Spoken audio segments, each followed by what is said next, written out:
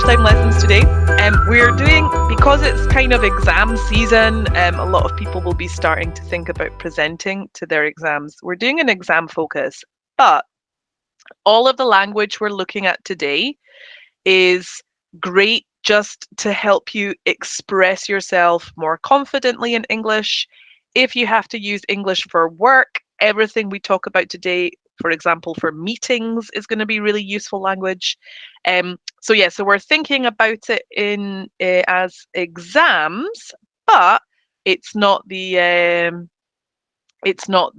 only way that we can use all of this, of course. Okay, so just keep that in mind. So, even though the focus will be on speaking. So, too good to be true, eh, guys? There we go. So, if you're taking an English exam, like the Cambridge exams or the IELTS exams, in the speaking parts for both of those exams, one of the most important parts is the last part of the speaking exam where you have to speak extensively. You know, you have to speak for quite a long time and giving your opinion on lots of different things. So this is normally the last part of a speaking exam. And because it's the last part of the speaking exam, it's also the part that the examiner's going to hear last, which means it's going to be the last thing that they really remember. Okay, so although everything in your speaking exam counts towards your mark, I used to be a speaking examiner, and I can tell you that you tend to focus on the last thing because that's freshest in your mind. Yeah. The other reason people focus on this more in exams is because it's kind of the closest part to a natural conversation compared to the other exam tasks like comparing photographs and things. Yeah. So that means that because it's the most natural part, it's the best opportunity for you to be able to show how amazing your English is and really increase your marks. Yeah. And like I said earlier, everything we're talking about today, it's not only for exams, it's really relevant if you want to be confident when you're speaking in English, and especially in a kind of work environment where you need to explain your reasons for things. So we're going to look at a formula today that you can always use to give a great exam answer, but also just in general when you're thinking about putting a good piece of English together.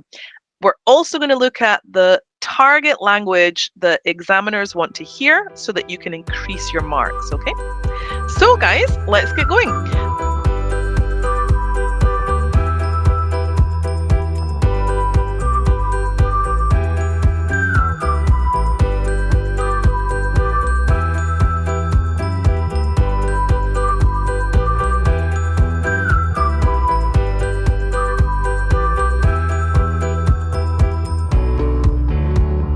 So these are the 3 steps you want to take when you want to give a good exam answer.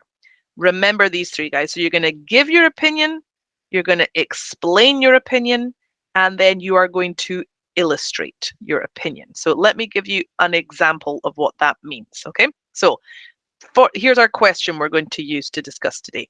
Do you think it's important to recycle?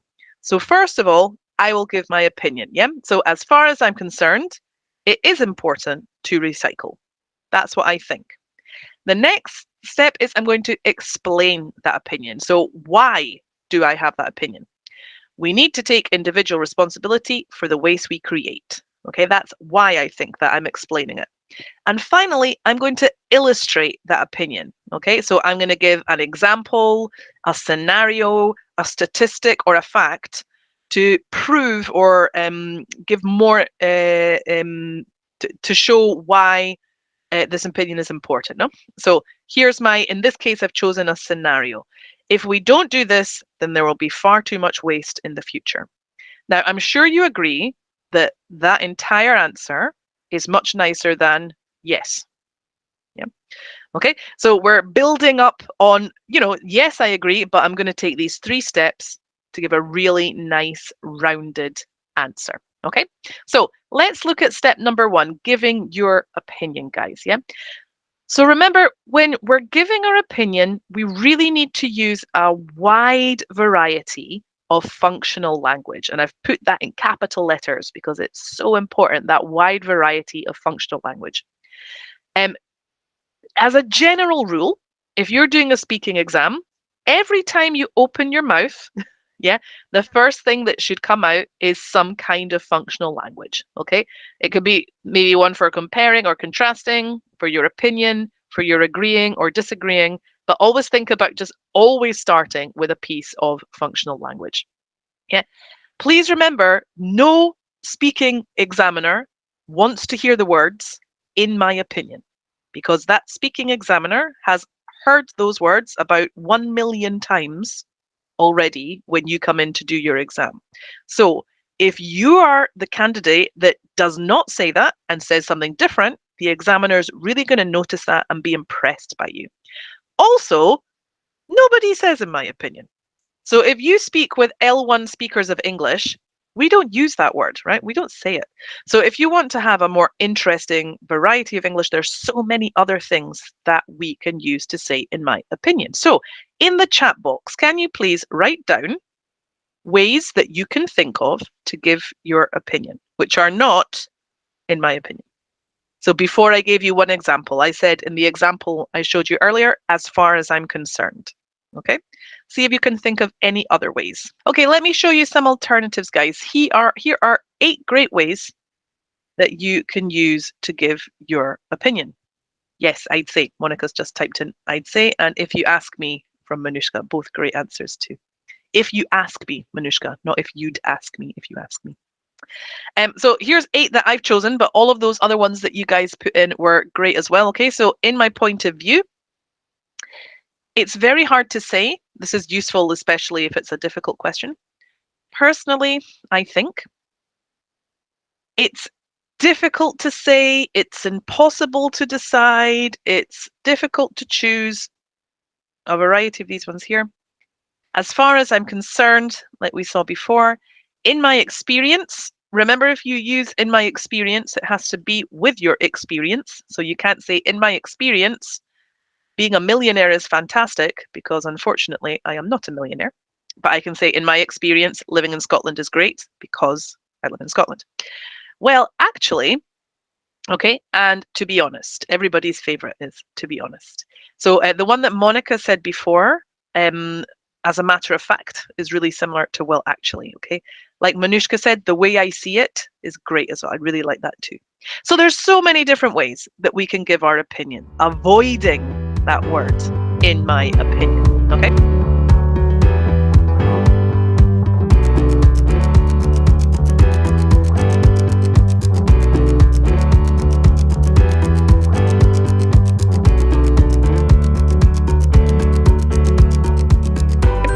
Okay, your second step, guys, right? We have to explain our idea, right? So basically, what I mean by this, you need to tell the examiner and your partner, if you have a partner in the exam, why you hold that opinion. Why do you believe that? Yeah. So we're going to try some practice here. Here are some great words and expressions that we can use for giving reasons, okay, for explaining why we believe something. So the first one here, guys, because of, yeah? It's important to recycle because of the amount of waste we produce. Another one we can use, due to. Due to the amount of waste we produce, we need to recycle.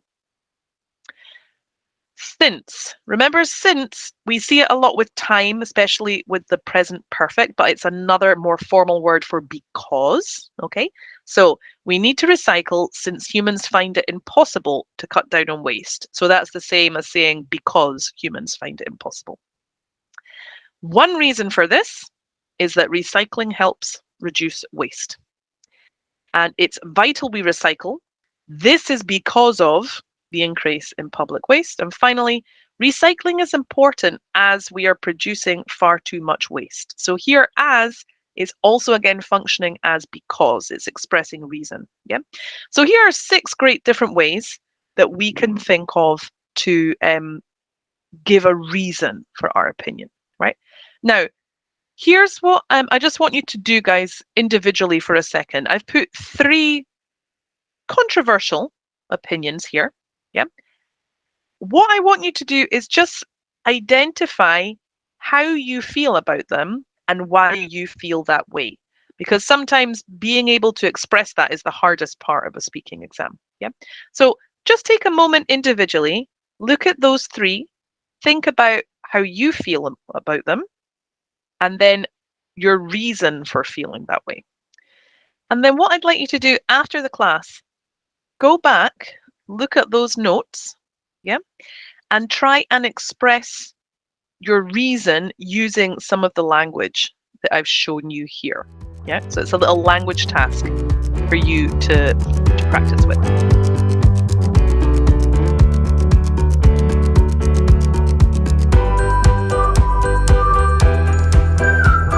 The last one that I mentioned here, guys, illustrate it. So what I mean by illustrating it is explaining in more detail. Yeah, and the way that we explain in more detail is usually one of the following techniques. So we will give an example, we'll give a statistic or we'll give a fact, and finally, we'll give a scenario. Yeah. So again, let me give you some examples of language. So if I want to give examples, here's some great ways I can do that. For example, nice and easy. Yeah. So for example, we can recycle newspapers. For instance, we can limit plastic waste. Recycling things such as plastic helps the environment. One example of why recycling is a good idea is that it reduces plastic waste. Take recycling plastic, for example. It helps improve the environment. Here, I would just change the topic, no? So like, take the Scottish weather. It's terrible. Take running when you haven't run for 5 months, you'll die. Okay, so we can use all of these different examples. And then finally, look at recycling plastic. It really helps wildlife. So again, you would change it, no? So look at using a mobile phone. It's good for you, and so on. Okay, so these are, this is some great language for giving examples. Now, if I want to give a statistic or a fact, here's some language I can use to introduce that. Research shows that recycling has a positive effect on waste. A recent survey found that recycling doesn't actually help reduce plastic waste. The majority of people think that recycling is a good thing. According to environmentalists, recycling isn't actually that effective. Generally speaking, most people want to help the environment. And finally, to the best of my knowledge, recycling has had a mainly positive effect. Now, all of these here that we're looking at with giving statistics or facts, and the previous ones for examples, will also look great in your writing as well, guys. So today we're talking about speaking, but this would be fantastic in writing too. And finally, giving scenarios, guys. So here's some words we can use. Imagine we all started recycling. It would make a huge difference. Let's say 20% of people start recycling. That would mean a lot less plastic. Just suppose that everyone started recycling. We could significantly reduce landfill waste. Now, all of those three mean the same thing, right? They're all like, imagine a scenario. Let's hypothesize. And because in all of these, we're talking about a hypothetical situation, that means, of course, that we are using conditionals, okay? So conditionals are absolutely amazing for giving scenarios and expanding on examples. And if you're thinking about how you can use a conditional in your exam to boost your marks, this is how, okay? This is a great way to do it. In terms of an exam perspective, examiners will give you like higher marks if you're producing second and third conditional structures, because those are considered better structures, more impressive structures, even though I don't necessarily agree with that, but that's what a lot of examiners say.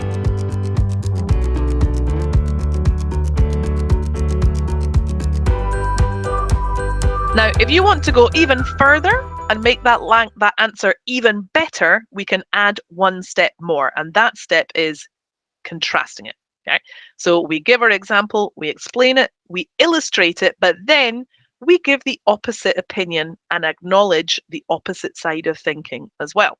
So if we go back to our first example I gave you guys, it'll look like this. As far as I'm concerned, it's important to recycle. We need to take individual responsibility for the waste we create. If we don't do this, then there will be far too much waste in the future. And now here's my contrasting. Having said that, corporations are the ones who really need to change their behavior. Examiners love it if you can do this. So if we're introducing a contrasting argument, here's some ways we can do that. Having said that, that's the one I had in my example before. Recycling can have its problems. On the other hand, it could cause issues. Mind you, recycling isn't always good. However, there are negatives too. There can be a downside to recycling too. And finally, but if I'm playing devil's advocate, I'd say there are negatives to recycling as well. So when you play devil's advocate, you argue the opposite side of your argument, of your opinion, even if you don't believe it. It's just for the purpose of looking at both sides. Okay. So much language here, guys. Tons and tons of language.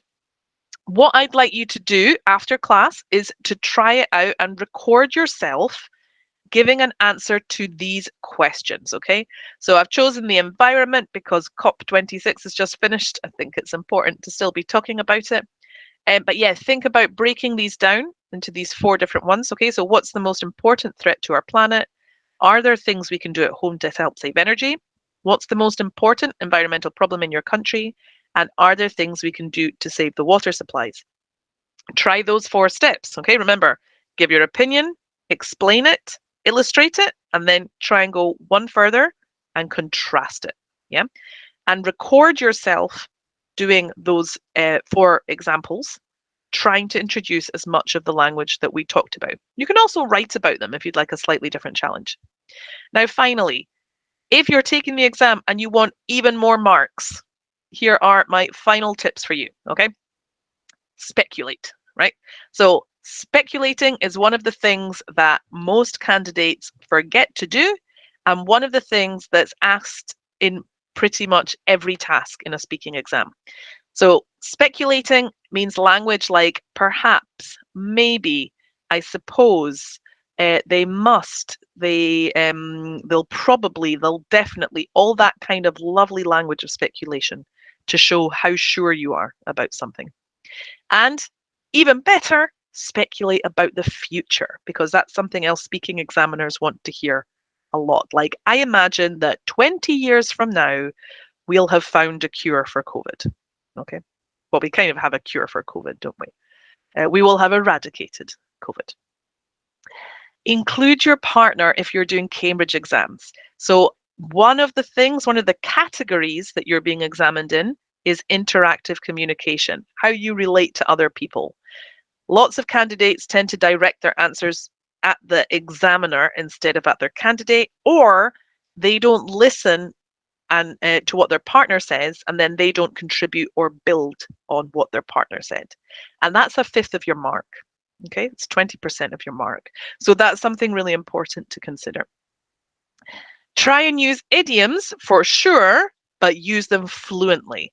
So examiners love it if you can bring in a natural sounding idiom, okay, like at the end of the day, when all is said and done, and so on.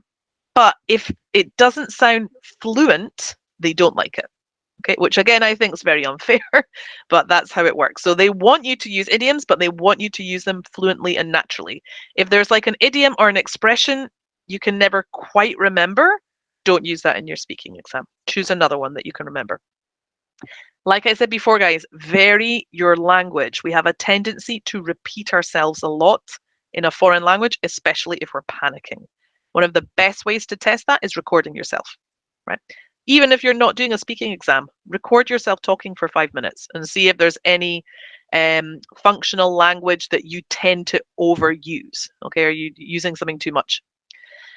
And finally, check those basics, right? So I'm saying basics because remember, a lot of basics aren't actually basics. It's just how long it takes us to assimilate and process information. But for examiners, they categorize errors like the third person S as a basic error, even though it takes a long time to process and assimilate. But you need to be careful about those basic errors because they will bring your marks down significantly. Okay. And yeah, best of luck. I hope that you try out the exercises and let me know how they go.